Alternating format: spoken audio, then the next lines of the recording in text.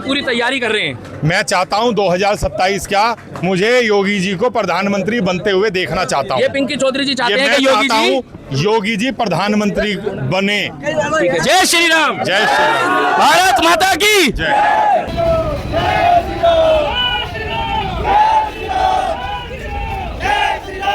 घर में हिंदू जिस घर में 4-4, 5-5 बच्चे हों, उनका मनोबल बढ़ाने के लिए मैंने ये कहा था कि हम अपने बच्चों को, जो चौथा बच्चा करेगा उसको 31,000, जो 5वां बच्चा करेगा उसको 41,000, इस तरीके से हम लोग पैसे देंगे, उनका सम्मान बढ़ाने का काम करेंगे। हनुमान जी, अब जो है योगी जी को प्रधानमंत्री बना दो, तभी कुछ इस देश का होगा। आप लगातार हिंदुओं के लिए काम कर रहे हैं, पर आपने देखा है कि आपके ऊपर भी खतरा मंडराता रहता है। ATS होती है, पूरी आपकी पैरवी करी जाती है कि आप कब निकलते हैं, क्या करते हैं। ऑफिस पे भी हमला बोला जा रहा था, उस बारे में क्या बोलेंगे आप? जितने हिंदू रक्षा दल के लिए काम कर रहे हैं, पर उतने ही खतरे के निशान पे आप भी जा रहे हैं। देखिए, आज इस भारत में रह रहे टोपी दाढ़ी वाले पाकिस्तान की कठपुतली बनकर काम कर रहे हैं। जितने भी हिंदुत्ववादी हैं, उनको ये चाहते हैं कि इनको कोई हिंदू की आवाज़ नहीं उठाएगा, और आवाज़ नहीं उठाएगा तो कुछ नहीं। लेकिन इन्हें ये नहीं पता है कि आप लोग हमें दबाने की कोशिश करोगे तो हम उससे ज़्यादा ताकत के साथ अपने परिवारों के लिए काम करेंगे। सर, जिस तरीके से होली वाले दिन तरुण की आती है,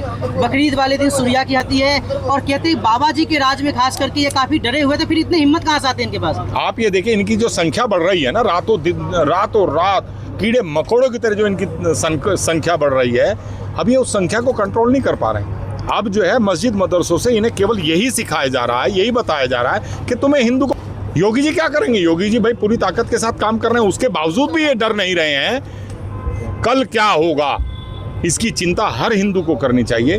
और रही है मेरे खतरे की बात, मैं तो लड़ूंगा, आखिरी सांस तक लड़ूंगा, और इन टोपी दाढ़ी वालों को तो मैं ठीक ही करके रहूंगा। जिस तरह इनकी जनसंख्या बढ़ रही है, उस पर कंट्रोल कैसे किया जाए? जब योगी जी बोलते हैं कि हम दो हमारे दो, तो फिर ये 6 कैसे कर लेते हैं? ये जो 6 कर रहे हैं, इसमें जो है कठोर कानून एक ऐसा बनना चाहिए, जो भी तीसरा बच्चा पैदा करेगा उसको तुरंत जो है जेल में डाल देना चाहिए, और उसकी 10 साल तक उसकी जमानत नहीं होनी चाहिए, तब जा करके कुछ होगा।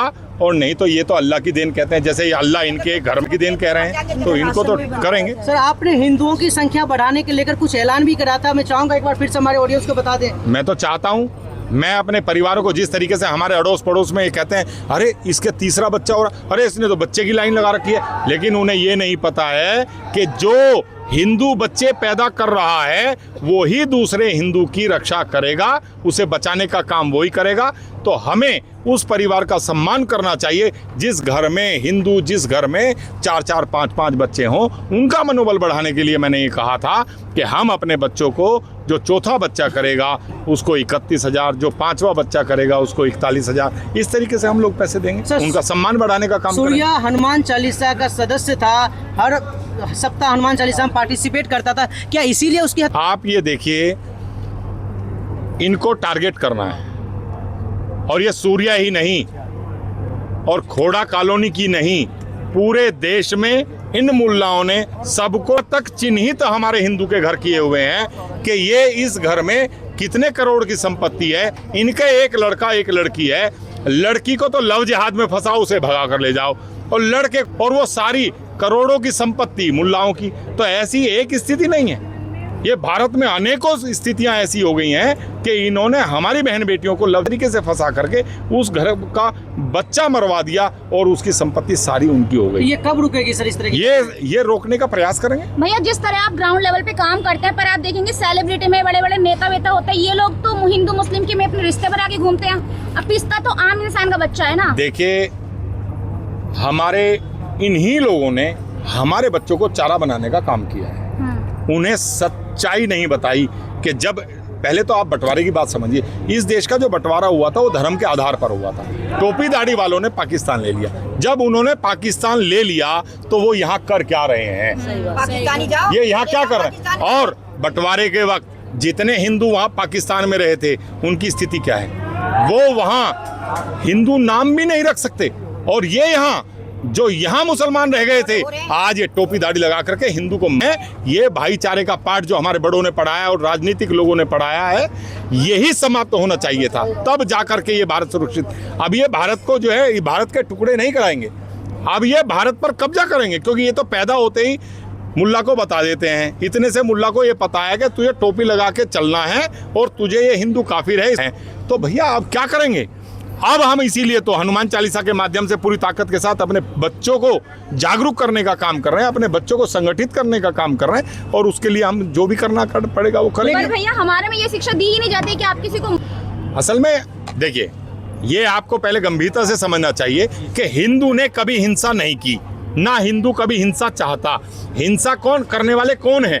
जो हलाल करके तब शांति से नहीं रह सकते। उनकी कुरान में लिखा है कि तुम्हें जुम्मे की नमाज की बात अपना काम कर रहे हैं, लेकिन हमें कोई भी नहीं बताता है। आज केवल योगी जी हैं जो पूरे देश में पूरी ताकत के साथ हिंदुत्व की आवाज उठा रहे हैं। उसके अलावा कोई भी नेता मुझे नहीं ऐसा दिखाई दे रहा है। लेकिन सर अगर हम सनातन की बात करें तो जितने भी हमारे देवी देवता है सभी के हाथों में शस्त्र देखने को मिलता है। भगवान राम ने राजगद्दी तो छोड़ दिया लेकिन धनुष बाण नहीं छोड़ा, तो हिंदू सेकुलर कहाँ से हो गया? मैंने जब ही कहा हमारा इतिहास मुगलों के द्वारा मिटाया गया। नालंदा यूनिवर्सिटी हमारी हमारे जितने गुरुकुल थे सारे तोड़े गए। ये मुगलों ने किया भाई। वो गुलामी आज भी हिंदू के कर रही है।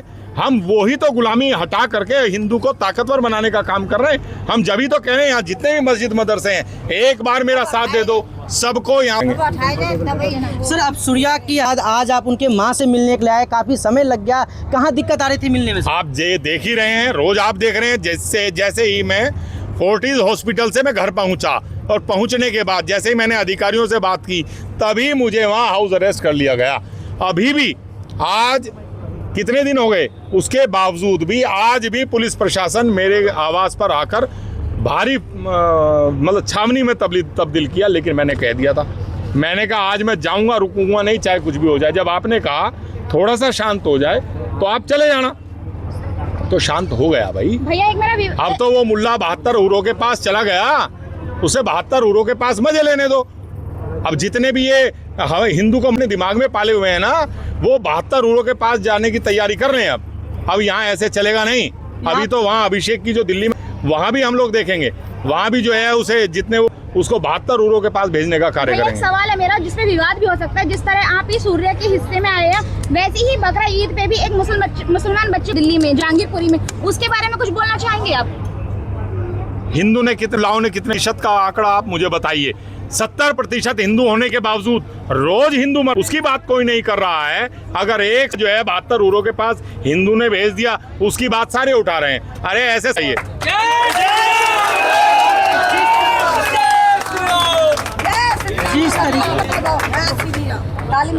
जिस तरीके से खोड़ा में कल 3 मदरसे को सील किया गया है, पुलिस द्वारा दबिश दी जा रही है हिस्ट्री शीटरों के ऊपर। अभी पुलिस ने जानकारी दी है 75 से ज्यादा ऐसे हिस्ट्री शीटर है खोड़ा में, जिसके ऊपर दबिश दी जा रही, कार्रवाई की जा रही। क्या लगता है पुलिस ये कार्रवाई पहले भी कर सकती थी? देखिए, हिंदू की बात स्थिति ये है जब उसके सिर पर पड़ती है, जब वो जागरूक होता है, ठीक है। लेकिन पुलिस प्रशासन अगर ये कार्रवाई कर रहा है तो सराहनीय कार्य है। और मैं तो ये कह रहा हूँ जितने भी मस्जिद मदरसे हैं सारे बंद होने चाहिए। और मैं तो ये कह रहा हूँ जिहाद मुक्त हमारा खोड़ा होना चाहिए, यहाँ की रहना चाहिए, यहाँ कोई जिहाद होना चाहिए और मुक्त खोड़ा होना चाहिए। लेकिन वे तो एक चीज और कहते सर कि कुछ बच्चे होते हैं, एक आध बच्चे ऐसे हरकत करते थे, पूरी कौम को बदनाम तो नहीं की जा सकती ना। सारे परिवार शामिल रहते हैं। एक हिंदू की लड़की को भगाने में पूरा परिवार शामिल रहता है, मस्जिद मदरसे वाले शामिल रहते हैं। और आप कहते हैं कि परिवार, मैं तो ये कह रहा हूँ सपोलों से पहले सना चाहिए कि सपोले पैदा ना हो। नहीं, अभी हम यहाँ पे जब मोहल्ले में जाके बात करते हैं उनसे तो कहते हैं हम तो थे नहीं घटने वाले दिन। कोई भी जितने भी टोपी दाढ़े वाले हैं, जितने भी हलाल हैं, जितने भी गुरु गोविंद सिंह जी ने कहा था तेल लगाकर और तिल की बोरी में हाथ दे दो, ये मुल्ला उतनी कसम खाएं तब भी इनका भरोसा मत करो। लेकिन पता नहीं हिंदू क्यों इनको अपने पड़ोस में बसने दे रहा है, क्यों हिंदू इनसे मित्रता कर रहा है। ये तो हमारे पूर्वजों ने कहा, जो मुगलों से लड़े उन्होंने साफ संदेश दिया कि ये कभी ना हमारे थे, ना हमारे हैं और ना कभी हमारे हो सकते। कि भैया आप खोड़ा कॉलोनी में आए हो, मैं दिल्ली का दीपक, आपका छोटा भाई, आप जानते हो।